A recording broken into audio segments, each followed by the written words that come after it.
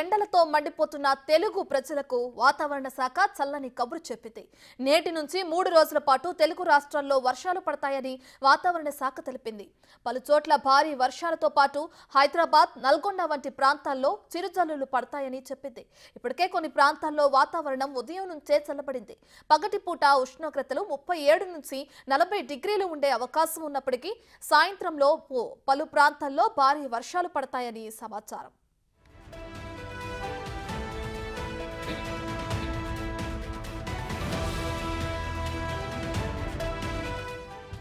తమిళనాడులో ఈదురు గాలులతో కూడిన ద్రోణి ప్రభావంతో వర్షాలు పడనున్నాయి. కోస్తాంధ్ర, రాయలసీమ, యానాం, తెలంగాణలో ఈ ప్రభావం కొనసాగుతుంది. ఇక విశాఖ జిల్లాలో అయితే ఒక్కసారిగా వాతావరణం మారింది. రాత్రి నుంచి వర్షం కురుస్తుంది.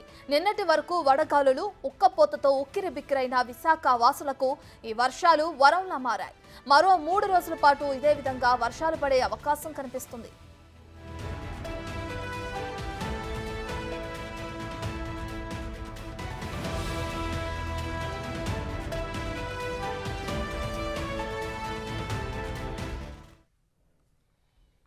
ఇక తెలంగాణలో పలు చోట్ల వర్షాలతో పాటు ఎండలు అదరకొడుతున్నాయి. దీనికి సంబంధించి మరింత సమాచారం మా ప్రతినిధి అంజుమా అందిస్తారు.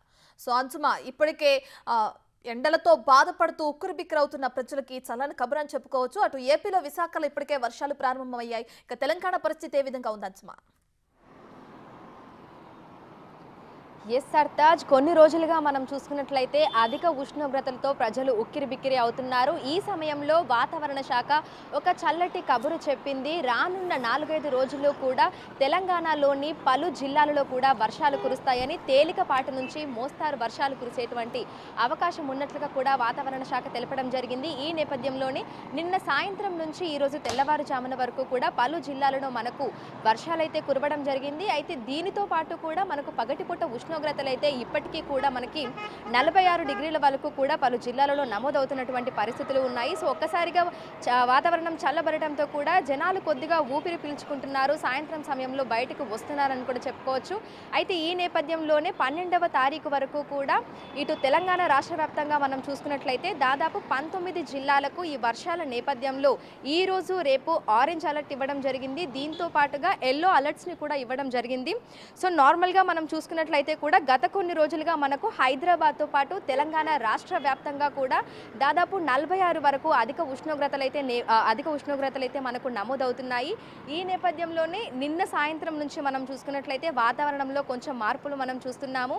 ఇటు ఉరుములు, మెరుపులు, అదేవిధంగా ఈదురు గాలులతో కూడినటువంటి వర్షాలు పడతాయని కూడా మనకు కొన్ని రోజుల క్రితమే వాతావరణ శాఖ తెలపడం జరిగింది. ఈ నేపథ్యంలోనే నిన్నటి నుంచి మనకు కొంచెం వర్షాలు కురుస్తున్నాయి. కొన్ని చోట్ల మనకి నార్మల్గా మనం ఇప్పుడు చూసుకున్నట్లయితే కూడా ఇటు తెలంగాణ రాష్ట్ర వ్యాప్తంగా సిద్దిపేట్, అదేవిధంగా భద్రాద్రి, కొత్తగూడెం, నాగర్ కర్నూల్, సిద్దిపేట్, మెదక్, వనపర్తి, భువనగిరి, సో ఈ ప్రాంతాలలో కూడా మనకు తేలికపాటి నుంచి మోస్తారు వర్షాలు అయితే కురిసినటువంటి వర్ష సూచన అయితే మనకు కనిపిస్తుంది. అయితే దీంతో పాటుగా ఇటు 11 జిల్లాలలోని 20 మండలాల్లో మనకు 45 నుంచి 46.8 డిగ్రీల గరిష్ట ఉష్ణోగ్రతలు కూడా నమోదయ్యాయి.